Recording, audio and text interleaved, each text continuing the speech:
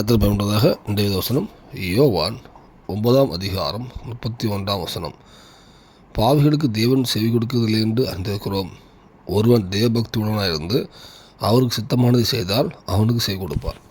கர்த்தர் பண்ணுறதாக இந்த வசனத்தில் பார்க்கும்போது கர்த்தர் யாருடைய ஜெபத்தை கேட்கிறார், யாருக்கு பதில் கொடுக்குறார், யாருக்கு பதில் கொடுக்கலன்னு பார்க்குறோம். அதை பார்த்திங்கன்னா பாவிகளுக்கு தேவன் செவி கொடுக்க மாட்டார்னு சொல்லுது.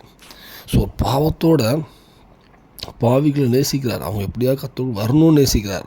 ஆனால் அவங்களுடைய விண்ணப்பம், அவங்க தேவை ஆகிறதுக்காக சில காரியம் கேட்கும்போது தேவன் செவி கொடுக்கவில்லை. பாவிகளுக்கு தேவன் செவி கொடுக்கவில்லை என்று அறிந்திருக்கிறோம். அது வேதத்தின்படி பாவிகளுக்கு தேவன் செவி கொடுக்கவில்லை. அப்போது வேதத்தில் பார்த்திங்கன்னா இப்போ யோசுவா காலத்தில் சொல்லுவார், நின்று பரிசுத்தம் பண்ணுறது நாளைக்கு தேவன் அற்புதமாக செய்வார்னு சொல்லுவாங்க. ஒரு யுத்தத்துக்கு போகிற முன்னாடி அவங்க பரிசுத்தம் பண்ணுவாங்க, யுத்தம் போகிறாங்க, ஜெயம் எடுப்பாங்க.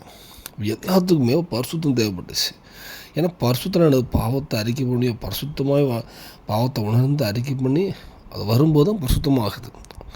அப்போ அந்த பரிசுத்தம் இருந்தால் தான் ஜெபமே கேட்கப்படுது.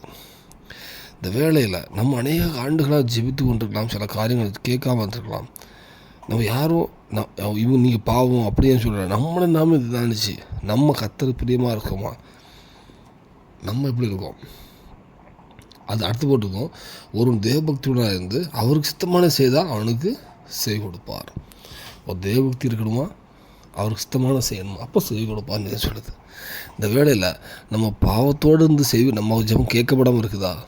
அப்படி இருக்குமானால் இன்னைக்கு நம்ம ஒரு பாவங்களை அறிக்கிட்டு பரிசுத்தமாக அவருக்கு சித்தமானதை நம்ம கர்த்தருக்கு பக்தியாக இருந்து அவருக்கு சித்தமானதை செஞ்சுட்டு நமக்கு ஆண்டவரேன்னு கேட்கும்போது நமக்குடைய ஜெபத்தை நமக்கு பதில் கொடுப்பார். அந்த பூமியில் அந்த பதிலை யாருமே எதிர்பார்க்க முடியாது. அது இயற்கைக்கு மீறின பதிலாக இருக்கும். இந்த வேலையை நம்ம அர்ப்பணிப்போம், வாழ்க்கையில் ஒரு செயல்படுத்துவோம். கண்டிப்பாக உங்கள் ஜெபத்தையும் தேவன் கேட்பார், உங்களுக்கு செய்து தருவார். எல்லாவற்றிலும் பூமியில் சாட்சி வளர்த்து பரலோகத்தை ஆயத்தப்படுத்துவார். இன்றைய அர்ப்பணிப்போம், தேவனை கிருபை செய்வாராக. ஆமேன்.